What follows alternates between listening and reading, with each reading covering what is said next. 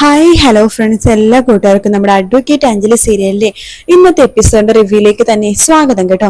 Channel ആദ്യമായിട്ടാണ് കാണുന്നുണ്ടെങ്കിൽ ഒന്ന് സബ്സ്ക്രൈബ് ചെയ്ത് ലൈക്ക് ചെയ്ത് സപ്പോർട്ട് ചെയ്യാൻ വേണ്ടി മറക്കല്ലേ. എപ്പിസോഡ് തുടങ്ങുമ്പോൾ തന്നെ കാണിക്കണം നമ്മുടെ കുഞ്ഞപ്പനും അതുപോലെ തന്നെ നമ്മുടെ മധുവും എല്ലാരും കൂടി ചേർന്ന് കുഞ്ഞപ്പൻ മാത്രം ഫുട്ബോൾ കളിക്കുന്നില്ല, ബാക്കി എല്ലാവരും കൂടി ഫുട്ബോൾ ഇങ്ങനെ കളിച്ചുകൊണ്ടിരിക്കുകയാണ്. ഇതെല്ലാം കണ്ടുകൊണ്ട് എന്തൊക്കെയോ ദേഷ്യത്തില് കുഞ്ഞപ്പൻ അപ്പുറത്തിരിക്കുന്നത്. അപ്പൊ അവര് ഭയങ്കര കളിയാട്ടോ, അടുത്തത് നീ എന്നൊക്കെ പറഞ്ഞ ബഹളം ഉണ്ടാക്കുമ്പോഴേക്കും കുഞ്ഞപ്പൻ പറയണ്ടോ ഒന്ന് നിർത്ത്, എത്ര നേരം ഈ ബഹളം തുടങ്ങിയിട്ട്, എത്ര നേരം എന്നറിയാവോ തുടങ്ങിയിട്ട്. ആഹാ, കുഞ്ഞപ്പനെ കളിക്കാൻ പറ്റത്തിന് ദേഷ്യല്ലേ, ദേ എടാ അടുത്ത റൗണ്ടില് കുഞ്ഞപ്പനെ കേട്ടണം കേട്ടോ. അയ്യടാ ഞാൻ ഔട്ടായിട്ടില്ല, ഞാൻ ഔട്ടായിട്ട് കുഞ്ഞപ്പൻ ചേട്ടൻ വന്നാ മതി. അപ്പൊ കുഞ്ഞപ്പൻ വേണ്ട, മതി നിർത്ത്, ഞാൻ കളിക്കാനുമില്ല ഒന്നിനുമില്ല, എനിക്കൊക്കെ തലക്ക് വട്ടുപിടിച്ചിരിക്കുക എന്ന് പറയുമ്പോഴേക്കും മധു പറയുന്നുണ്ട്, അതെ എന്താണ് കുഞ്ഞപ്പനെ വേറെ എന്തോ ഒരു ടെൻഷൻ ഉണ്ടല്ലോ, വിഷമുണ്ടല്ലോ, എന്താ കുഞ്ഞപ്പ, എന്താ കാര്യം, നീ കാര്യം പറ, എന്തെങ്കിലല്ലേ അറിയാൻ പറ്റുള്ളൂ. മിക്കവാറും അഞ്ജലി പോയതിന്റെ ആയിരിക്കും അല്ലേ എന്ന് പറയുമ്പോ, അതെ അഞ്ജലി ഇവിടുന്ന് പോയിട്ട് എത്ര ദിവസം എന്നറിയാവോ, അവളെ വിളിച്ചിട്ടാണെങ്കിൽ ഫോണിലും കിട്ടുന്നില്ല. അപ്പൊ വേറൊരു പുള്ളിക്കാരൻ പറയണ്ട, അതെ അതെ ഞാനും അവളെ വിളിച്ചിരുന്നു, അവൾ ഫോൺ വിളിച്ചിട്ട് എടുക്കുന്നേ ഇല്ല എന്ന് പറയുമ്പോഴേക്കും അത് പറയണ്ട്, അതെന്താണ് അവൾ എടുക്കാത്തത്, നമ്മളെയൊക്കെ ഇത്ര പെട്ടെന്ന് അവൾ മറന്നോ. കുഞ്ഞപ്പൻ പറയണ്ട്, നമ്മളെ മറന്നതായിരിക്കില്ല, അവിടെ എന്തെങ്കിലുമൊക്കെ കാര്യം ഉണ്ടായിരിക്കും, അവളെ നമുക്ക് ഇങ്ങോട്ട് വിളിച്ചോണ്ടെന്നാലോ. കുഞ്ഞപ്പൻ എന്തൊക്കെയാ പറയണത്, അവള് പോയി നിൽക്കുന്നത് ഹോസ്റ്റലിലേക്കൊന്നും അല്ല, അവളുടെ ഭർത്താവിന്റെ വീട്ടിലാണ്. നോക്ക്, ഇവിടെ ശിവരാമേട്ടൻ പോലും അവളെ അകത്ത് കേട്ടിട്ടില്ല, പിന്നെയാണോ നമ്മൾ വിളിച്ചുകൊണ്ടിരാൻ പോണത്. ആ സമയത്ത് മധു പറയണ്ട്, അതെ ശിവരാമേട്ടൻ എന്ന് സമ്മതിച്ചാലും ആ ബുൾഡോസർ ആ ഇന്ദിരമ്മായി സമ്മതിക്കുമെന്ന് തോന്നുന്നുണ്ടോ ഇനി അഞ്ജലിനെ കയറ്റാനായിട്ട്. പാവം അവൾ എന്ത് ചെയ്യായിരിക്കും എന്തോ, അവൾക്ക് നമ്മളെ കാണാതെയൊന്നും ഇരിക്കാൻ പറ്റുന്നുണ്ടാവില്ല, നമ്മളെ കുറിച്ച് ആലോചിക്കുന്നുണ്ടാവും അവള്.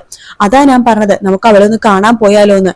എവിടെ, അവളുടെ ഭർത്താവിന്റെ വീട്ടിലേക്കോ? പിന്നല്ലാതെ നിങ്ങൾ വരുന്നുണ്ടെങ്കിൽ വാ, അല്ലെങ്കിൽ ഞാൻ പോകാൻ വേണ്ടി പോകുവാണ്. ഞങ്ങളും കൂടി വരാം. എങ്കിൽ വരുന്നവരൊക്കെ എനിക്ക് കൈ തന്നെ എന്ന് കുഞ്ഞപ്പൻ പറയുമ്പോ എല്ലാവരും കൈ കൊടുക്കുകയാണ്. അങ്ങനെ എല്ലാരും കൂടി അഞ്ജലിനെ കാണാൻ വേണ്ടി നമ്മുടെ ശിവരാമന്റെ വീട്ടിലേക്ക് പോകാൻ വേണ്ടി പുറപ്പെടുക കേട്ടോ. അതിനുശേഷം പിന്നീട് കാണിക്കുന്നത് അഞ്ജലിനെയാണ്. അഞ്ജലി നല്ല ഉറക്കമാണ്. അവിടേക്ക് ഒരു ഗ്ലാസ് കാപ്പിയായിട്ട് നമ്മുടെ ശിവശങ്കരി മുത്തശ്ശി വരുന്നുണ്ട്. വാതിൽ തുറക്കുമ്പോഴേക്കും അഞ്ജലി നല്ല ഉറക്കമാട്ടോ. അഞ്ജലി എന്ന് പറഞ്ഞ് വിളിക്കുമ്പോ അഞ്ജലി എഴുന്നേൽക്കുന്നുണ്ട്. ഗുഡ് മോർണിംഗ്, ഗുഡ് മോർണിംഗ് മുത്തശ്ശി. ഈ ശിവശങ്കരുടെ വക മോൾക്ക് ആദ്യത്തെ കോഫി. മോള് കോഫി കുടിക്കുമല്ലോ അല്ലെ? കുടിക്കും മുത്തശ്ശി. അല്ല, അർജുൻ ഇന്നലെ ഇവിടെ വന്നില്ലായിരുന്നോ? ഇല്ല മുത്തശ്ശി, ഇന്നലെ കാവ്യ വന്ന് പ്രശ്നങ്ങളൊക്കെ ഉണ്ടാക്കിയപ്പോ പിന്നെ അർജുൻ ഇവിടെ വന്നില്ലായിരുന്നു, എന്നെ ഇങ്ങനെ ഫേസ് ചെയ്യുന്നു വിചാരിച്ചിട്ടായിരിക്കും. അത് അങ്ങനത്തെ ഒരു സാധനം കാവ്യ, അതൊന്നും മോള് പ്രശ്നമാക്കണം കേട്ടോ, അതൊന്നും മോള് കാര്യത്തിലും എടുക്കണ്ട. അല്ല, മോള് കുളിച്ചിട്ട് വരുന്നുണ്ടോ?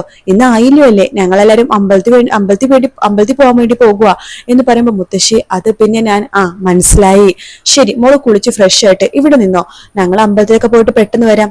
പിന്നെ മോളത്തൊരു കാര്യം എനിക്ക് പറയാനുണ്ട്, ജീവിതത്തിൽ പ്രതിസന്ധികൾ ഉണ്ടാവും, അതിൽ തളരുകയല്ല വേണ്ടത്, സ്ട്രോങ് ആയിട്ട് നിൽക്കുകയാണ് വേണ്ടത്. അല്ല, അർജുൻ എവിടെ പോകുന്നതിൽ അറിയോ? ഇല്ല മുത്തശ്ശി, ഞാൻ കണ്ടില്ല. അവൻ കൃഷിസ്ഥലത്ത് പോയിട്ടുണ്ടാവുമായിരിക്കും. അവര് കൃഷിസ്ഥലം മോള് കണ്ടിട്ടുണ്ടോ? ചീരയുണ്ട്, വാഴയുണ്ട്, തെങ്ങുണ്ട്, മത്തങ്ങയുണ്ട്, പടവലങ്ങ, അങ്ങനെ എല്ലാ പച്ചക്കറികളും ഉണ്ട്. അത് കാണാൻ തന്നെ എന്തൊരു ചേലാണെന്ന് അറിയാവോ? നമുക്കൊരു അങ്ങോട്ടേക്ക് പോകാനായിട്ടൊരു ദിവസം എന്ന് പറയണം. ശരി മുത്തശ്ശി എന്ന് അഞ്ജലി പറയണ്ടേ. പിന്നെ ഇന്നലെ വന്ന കാവ്യനെയോ അതുപോലെ തന്നെ രാഘവനുണ്ണിനെയോ ഒന്നോ എല്ലാം മോള് പേടിക്കേണ്ടത്, വേറൊരാളുണ്ട്, മോളുടെ സ്വന്തം ചേച്ചി അനുപമ. അവളെയാണ് ശരിക്കും പറഞ്ഞാൽ ശംഖുചക്രത്തിൽ പേടിക്കേണ്ടത്. അവള് വിഷം പുരണ്ട പാമ്പാണ് അവള് എന്നിങ്ങനെ പറയണ്ട് മുത്തശ്ശി. എന്നിട്ട് അവിടെ നിന്ന് പോവാട്ടോ. അത് കേൾക്കുമ്പോ അഞ്ജലിക്കും ടെൻഷനൊക്കെ ആവുന്നുണ്ട്, പേടിയാവുന്നുണ്ട്. പിന്നീട് കാണിക്കുന്നത് അമ്പാടിനെയാണ്. അമ്പാടി രാവിലെ തന്നെ ശംഖുചക്രത്തിലേക്ക് എത്തിയിരിക്കാട്ടോ. ഫോൺ വിളിച്ചിട്ട് അർജുൻ എടുക്കുന്നില്ല. ഈശ്വര, അവൻ ഫോൺ വിളിച്ചിട്ട് എടുക്കുന്നില്ലല്ലോ. ഇന്നലെ രാത്രി ആഘോഷിക്കാൻ വേണ്ടി പോയവനാ, എന്തായോ എന്തോ. ഇനി വല്ല മരത്തിന് മുകളിൽ കയറി നിൽക്കേണ്ട അഞ്ജലി പിടിച്ച് ഓടിച്ചിട്ട്, ഇവനെ വിളിച്ചിട്ടും കിട്ടുന്നില്ലല്ലോ, ഇവനിത് എവിടെ പോയി എന്ന് വേണ്ടി ഫോണിൽ ഇങ്ങനെ വിളിച്ചുകൊണ്ടേ ഇരിക്കുമ്പോ അവിടേക്ക് അനുപമ വരുവാട്ടോ. രാവിലെ തന്നെ വന്നല്ലോ കൂട്ടുകാരനെ കാണാനായിട്ട്. അടുത്ത കൂട്ടുകാരൻ, ഇവനിട്ടൊരു പണി കൊടുക്കണം. എടാ അമ്പാടി എന്ന് പറയുമ്പോ, ചേച്ചി, നീ എന്താ ഇവിടെ ചുറ്റി കറങ്ങണത്? അല്ല, അർജുനെ വിളിച്ചിട്ട് കിട്ടിയില്ല. അപ്പൊ ഇവിടെ നടന്ന കാര്യങ്ങളൊന്നും നീ അറിഞ്ഞില്ലേ? അയ്യോ ചേച്ചി, ഞാനൊന്നും അറിഞ്ഞില്ലേ, ഇവിടെ എന്ത് നടന്നോ? നിന്റെ കൂട്ടുകാരനെ അഞ്ജലിയും കൂട്ടിക്കൊണ്ട് ഇവിടേക്ക് വന്നിരുന്നു, അത് നീ അറിഞ്ഞില്ലേ? അയ്യോ ആണോ? ദേ അമ്പാടി അഭിനയിക്കല്ലേ, നീ കുറച്ചു നാൾ മുമ്പ് ഇവിടേക്ക് വന്നപ്പോഴേക്കും ഞാൻ നിന്നോട് ചോദിച്ചിരുന്നു അർജുൻ എന്തിനു പ്രണയബന്ധം ഉണ്ടോ, അത് അഡ്വക്കേറ്റ് അഞ്ജലി ആണോന്ന്. അപ്പൊ നീ എന്താ പറഞ്ഞത്? അയ്യോ അവര് തമ്മിൽ അങ്ങനത്തെ ഒരു ബന്ധേ ഇല്ലെന്ന്, അങ്ങനെ അർജുൻ ഒരു പ്രണയബന്ധവും ഇല്ലെന്ന്, അഥവാ ഉണ്ടെങ്കിൽ തന്നെ നിനക്ക് അറിയാനും പാടില്ലെന്ന്. അല്ലേടാ? അത് ചേച്ചി ചെറുതായിട്ട് ഓർമ്മ എവിടേക്കോ വരുന്നുണ്ട് എന്ന് അമ്പാടി പറയാട്ടോ. പിന്നീട് എനിക്കൊന്നും അറിയില്ല ചേച്ചി, ഞാനേ ഇവിടെ ഉണ്ടായിരുന്നില്ല, ഞാൻ പുറത്തായിരുന്നു. രാവിലെ വന്നേ ഉള്ളൂ. അർജുൻ അകത്തില്ലേ ചേച്ചി? ആ അതോ, ഇന്നലെ അർജുന് അഞ്ജലിയുടെ കൈ പിടിച്ചോടൊക്കെ വന്നില്ലേ? അഞ്ജലിനെ രാഘവനെ ഓടിച്ചിട്ടു.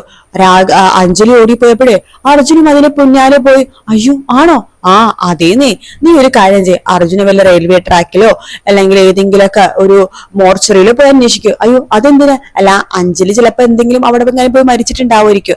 അപ്പൊ അത് താങ്ങാനാവാതെ ചിലപ്പോ അവരും പോയി ചത്തിട്ടുണ്ടെങ്കിലോ, നീ അവിടെ എങ്ങനെ പോയി അന്വേഷിക്കേ എന്ന് പറഞ്ഞിട്ട് അനുപമ അവിടെ നിന്ന് പോവാണ്. ഈശ്വര, ഇനി അങ്ങനെ എങ്ങനെ നടന്നു കാണുമായിരിക്കോ എന്ന് പറഞ്ഞിട്ട് അമ്പാടി വീണ്ടും അർജുനെ വിളിക്കുന്നുണ്ട്. അർജുൻ ഫോൺ എടുക്കുന്നില്ല. അമ്പാടി ബൈക്ക് സ്റ്റാർട്ട് ചെയ്തിട്ട് പോകുവാട്ടോ. ശേഷം പിന്നീട് കാണിക്കുന്നത് നമ്മുടെ അനുപമേനെയാണ് കേട്ടോ. അനുപമ നേരെ പോയിരിക്കുന്നത് കുറുപ്പിന്റെ വീട്ടിലേക്കാണ്. കുറുപ്പിന്റെ വീട്ടിലേക്കാണെങ്കിൽ കുറുപ്പോ ഒരാളോട് ഫോണിൽ സംസാരിച്ചുകൊണ്ടിരിക്കുക കേട്ടോ. അതെ അതെ, ആ ബെസ്റ്റ് സൈക്കാട്രിസ്റ്റ് ആണ്. അതെ, ഞാൻ അപ്പോയിന്റ്മെന്റ് എടുത്തിട്ടുണ്ട്. പിന്നെ അവളോട് കാര്യങ്ങളൊന്നും ഞാൻ പറഞ്ഞിട്ടില്ല, ജസ്റ്റ് ഒരു കൗൺസിലിംഗ് അതാണ് വേണ്ടത്. ഓക്കെ ഓക്കെ ആയിക്കോട്ടെ, ശരി എന്ന് പറഞ്ഞിട്ട് കുറുപ്പ് ഫോൺ വെക്കുമ്പോ അവിടേക്ക് കാർത്തിക് വരുന്നുണ്ട്. അച്ഛാ, ഞാൻ ഈ കേട്ടത് സത്യമാണോ? നീ എന്താ കേട്ടത്? അല്ല, അമ്മ എന്നോടൊരു കാര്യം പറഞ്ഞു. നിന്റെ അമ്മ നിന്നോട് എന്താടാ പറഞ്ഞത്?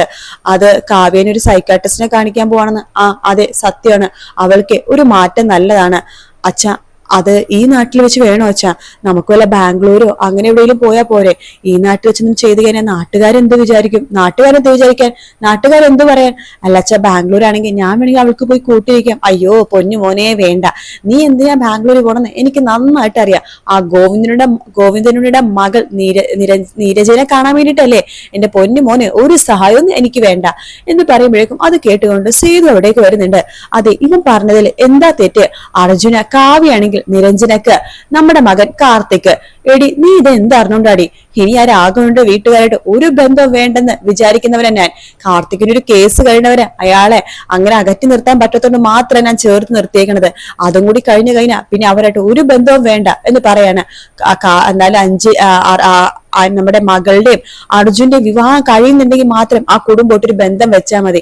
അല്ലെങ്കിൽ ആ കുടുംബമായിട്ട് ഒരു ബന്ധം നമുക്കിനി വേണ്ട എന്ന് പറയാണ് കുറുപ്പ്. ഇത് കേട്ടുകൊണ്ട് അനുപമ അവിടേക്ക് വരുന്നുണ്ട്. അങ്കിളെ, അങ്ങനെ അറുത്തു മുറിച്ച് പറയില്ല അങ്കിളെ എന്ന് പറഞ്ഞിട്ട് അടുത്തേക്ക് വരുവാണ്. നീ ഇതേടെ പെൺകൊച്ച് ഇങ്ങോട്ടേക്ക് വന്നത്? അങ്കിളെ, ഒരു ഫ്രണ്ടിന് മറ്റൊരു ഫ്രണ്ടിന് എപ്പോഴും ആവശ്യമെന്ന് പറയാൻ പറ്റില്ലല്ലോ. അങ്കിള് ചേർത്ത് പിടിക്കണം രാഘവനെ. ഓഹോ, നിന്റെ അമ്മായപ്പന്റെ വക്കാലത്തായിട്ട് നീ വന്നിരിക്കുകയാണോ? അയ്യോ അങ്കിളെ, ചേർത്ത് പിടിക്കണമെന്ന് പറഞ്ഞത് സ്നേഹത്തോട് ചേർത്ത് പിടിച്ച് എന്ത് ചെയ്യണോന്ന് ഞാൻ പറഞ്ഞില്ലല്ലോ എന്ന് പറയുമ്പോഴേക്കും കുറിപ്പ് പറയേണ്ട. സേതു, കാർത്തിക്, നിങ്ങൾ അകത്തേക്ക് പോ, എനിക്ക് ഇവിടെ ഒന്ന് സംസാരിക്കണം എന്ന് പറയണം. ശേഷം അവരുടെ അകത്തേക്ക് പോകുന്നുണ്ട്. ചോദിക്കുന്നുണ്ട് നമ്മുടെ കുറിപ്പ് അനുപമ എടുത്ത്. എല്ലാവരും പെൺകൊച്ചെ, നീ എന്തിനാ ഇങ്ങോട്ടേക്ക് വന്നത്? നിന്റെ അമ്മായിപ്പം പറഞ്ഞു വിട്ടതാണോ? അയ്യോ അല്ല അങ്കിളെ, ഞാന് അങ്കിളിനെ കാവ്യനെ കാണാൻ വേണ്ടി വന്നതാ. അങ്കിളുടെ കാവ്യയുടെ ഒക്കെ പൊതു ശത്രു ഉണ്ടല്ലോ, ആ അഞ്ജലി.